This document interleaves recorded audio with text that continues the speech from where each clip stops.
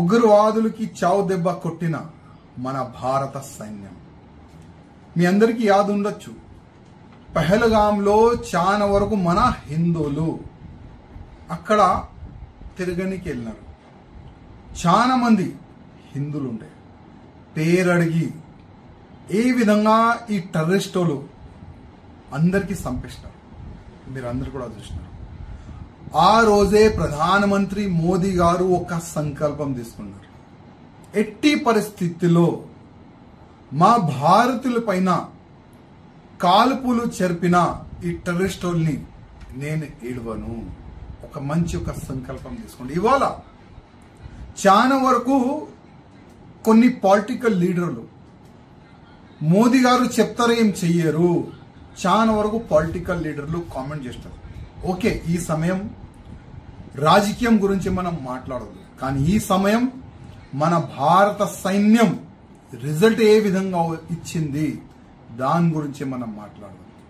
ఇవాళ ఏ దేశం కూడా ఈ విధంగా యాక్షన్ తీసుకోదు, కానీ మన భారత సైన్యం స్వయం ప్రధానమంత్రి గారు కూర్చొని మన భారతదేశ సైన్యంకి ఆదేశం ఇచ్చినారు, మీరేం చేస్తారు చేయండి. కానీ ఇవాళ మన భారత సైన్యం పాకిస్తాన్ లో గుసాంచి టెర్రరిస్ట్ అడ్డల పైన, అంటే టెర్రరిస్ట్ అడ్డ పైన ఏ విధంగా బాంబు దాడి చేసి దాదాపు 90 అబోవ్ టెర్రరిస్టుల్ని చంపేసినారు.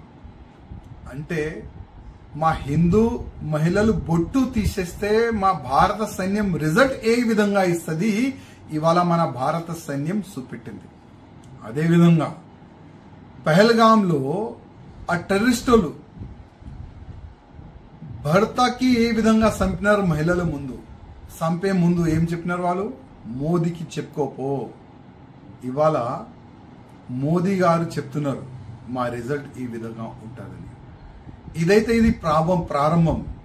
నేనైతే ప్రధానమంత్రి మోదీ గారికి ఒక రిక్వెస్ట్ చేస్తున్నా.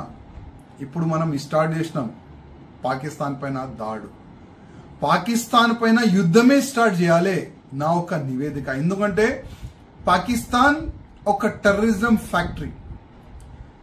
మనం ఒకటే చోటుకి దాడి చేసినాం, కొన్ని ఆతంకీయులు టెర్రరిస్టులు చనిపోయినారు.